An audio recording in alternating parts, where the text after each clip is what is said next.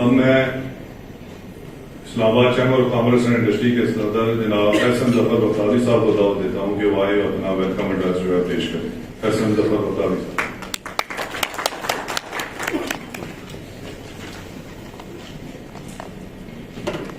بسم اللہ الرحمن الرحیم. جناب ڈاکٹر انیک احمد صاحب وفاقی وزیر برائے مذہبی امور، مفتی عدنان کاکا خیل صاحب، former presidents, executive committee members of the business community, اور خاص طور پہ ہمارے جو ریلیجس کمیٹی کے ممبرز ہیں، اور اس کے علاوہ تمام مارکیٹ سے آئے ہوئے جو ان کے عہدیداران ہیں، آپ سب کو میری طرف سے السلام علیکم. سب سے پہلے میں ڈاکٹر انیک احمد صاحب کو اسلام آباد چیمبر آنے پہ خوش آمدید کہتا ہوں، اور ان سے ملاقات کچھ عرصہ پہلے جب انہوں نے ایز اے منسٹر چارج دیا تو ایک ملاقات ہوئی تھی، اور اس کے اوپر میں نے انہیں چیمبر آنے کی خواہش کا بھی اظہار کیا تھا اور انہوں نے کمٹمنٹ کی تھی، اور الحمدللہ آج یہ آ گئے. اس کے اوپر میری اور بختیاری صاحب کی یہ خواہش تھی کہ یہاں پہ اسلام آباد چیمبر میں جو ہم سب لوگ ایک تاجر ہیں،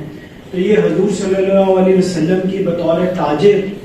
جس طریقے سے انہوں نے تجارت کو چلایا اس کے اوپر روشنی ڈالیں. اس عنوان کے تحت ہم نے کوشش کی تھی کہ یہ آئیں، لیکن اس کے ساتھ ساتھ جو ہماری ریلیجس کمیٹی ہے اس کے کنوینئر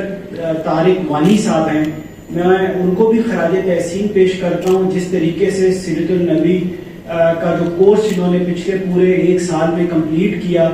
بغیر کسی، میں سمجھتا ہوں کہ کوئی اس میں چھٹی بھی نہیں ہوئی، اور الحمدللہ میں اپنے آپ کو لکی سمجھتا ہوں کہ پوری کمیٹی نے، خاص طور پہ محمود احمد وڑائچ صاحب نے اور دیگر تمام رانا صاحب نے، جس طریقے سے حافظ بلال صاحب نے اس میں لوگوں کی معاونت کی، اور میں یہ سمجھتا ہوں کہ یہ بہت اچھا اقدام تھا. اور ہماری خواہش ہوگی کہ اس سال جو اگلا سال ہے اس کے لیے بھی اسی طرح کی کوئی کلاس مرتب کی جائے، اور ہر جمعے کو جس طرح سے یہ کلاس ہوتی تھی اس کو جاری رکھا جائے. اس کے ساتھ ساتھ میں یہاں پہ انیک احمد صاحب سے یہ کہنا چاہتا ہوں کہ انیک احمد صاحب، ہمارے معاشرے میں بہت ساری نیگیٹو باتیں پھیلائی جاتی ہیں، اور میں یہ سمجھتا ہوں کہ اگر صحیح طریقے سے ہم سیرت النبی کو پڑھیں اور اسے سبق حاصل کریں تو میں یہ سمجھتا ہوں کہ یہ جو لوگ کہتے ہیں کہ پاکستان کے بارے میں نیگیٹیوٹی پھیلائی جاتی ہے، پاکستان کی اکانومی کے بارے میں نیگیٹیوٹی پھیلائی جاتی ہے، تو یہ کافی حد تک اس سے دور ہو سکتی ہے. ہمیں بطور پاکستانی پاکستان کے مستقبل سے ہمیشہ پر امید رہنا چاہیے اور ہمیشہ پازیٹیو باتیں کرنی چاہیے، کیونکہ جس طرح قائد اعظم محمد علی جناح نے اپنے ایک خطاب میں یہ کہا تھا کہ پاکستان کو کوئی چیز انڈو نہیں کر سکتی، اور انشاءاللہ پاکستان امت مسلمہ کی ایک بہت بڑی طاقت ہے، اور انشاءاللہ پاکستان ترقی کے جو سفر ہے اس پہ دوبارہ سے آگے بڑھے گا. اور میں امید کرتا ہوں کہ جس طرح سے ہماری جو اسٹیبلشمنٹ ہے اور ہمارے آرمی چیف نے SIFC بنائی ہے،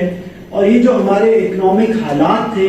یہ جتنی تیزی کے ساتھ نیچے جا رہے تھے، اب ہمیں اس میں دوبارہ سے امید کی کرن نظر آئی ہے. اور ایز اے بزنس کمیونٹی میں پوری جو ہماری کیئر ٹیکر کیبنٹ ہے اس کو بھی خراج تحسین پیش کرتا ہوں کہ انہوں نے یہ نہیں سمجھا کہ ہم کچھ عرصے کے لیے اقتدار میں آئے ہیں. انہوں نے اپنی رسپانسبلٹی سمجھا کہ اگر ہمیں یہ رسپانسبلٹی دی گئی ہے تو ہم نے پاکستان کی اکانومی کو ٹھیک کرنا ہے، پاکستان کے لوگوں کے اندر ایک امید کی کرن کو اجاگر کرنا ہے، اور پاکستان کے ساتھ جو لوگ ایک ڈسکنیکٹ فیل کر رہے تھے اس کو واپس کنیکٹ کرنا ہے. تو آج میں بڑے فخر سے یہ کہہ سکتا ہوں کہ جس طریقے سے ہماری گورنمنٹ اور سب لوگ جس طریقے سے انہوں نے پاکستانی عوام میں دوبارہ پاکستانیت کا جذبہ اجاگر کیا ہے، اور اس کے ساتھ ساتھ جس طریقے سے پاکستان کی اکانومی کو سنبھالا جا رہا ہے تاکہ پاکستان میں لوگوں کا جو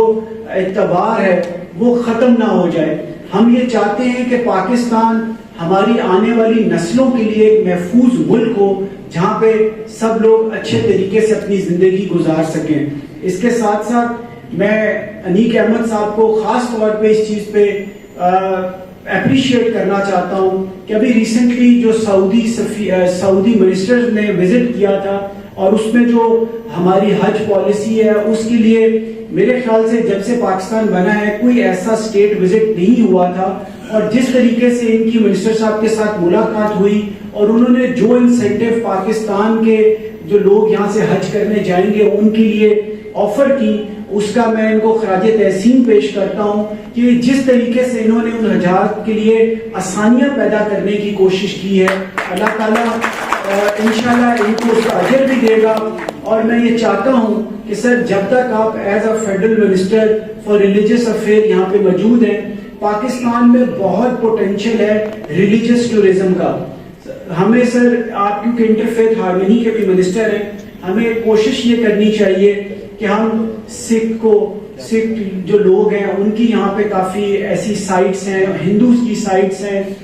بدھسٹ لوگوں کی سائٹس ہیں، تو ہم ان کو انکریج کریں کہ وہ پاکستان آئیں۔ تو اگر وہ پاکستان کو وزٹ کریں گے تو اس سے میں سمجھتا ہوں کہ پاکستان کے لیے جو فارن ریزرو وہ جو پیسے لائیں گے یہاں خرچ کریں گے، اس سے ہماری اکانومی کے اندر جو ہے بہتری آئے گی۔ تو اس کے ساتھ ساتھ سر ہم آپ سے یہ بھی امید کرتے ہیں کہ ہماری بڑے عرصے سے جو بھی منسٹر صاحب آتے ہیں ہم انہیں یہ کہتے ہیں کہ جب بھی آپ حج پالیسی بنائیں اس میں جتنے بھی پاکستان کے چیمبرز ہیں ان کے لیے کوٹا ضرور رکھیں۔ ہمارے بہت سارے ممبران حج پہ جانا چاہتے ہیں لیکن انفارچونیٹلی کچھ ایسے ایشوز ہوتے ہیں جس وجہ سے نہیں جا پاتے۔ تو میں آج پاکستان کی بزنس کمیونٹی کی طرف سے آپ سے یہ ریکویسٹ کروں گا کہ جو پاکستان کے جتنے بھی چیمبرز ہیں ان کا سر آپ حج میں کوٹا رکھیں، بے شک تھوڑا رکھیں،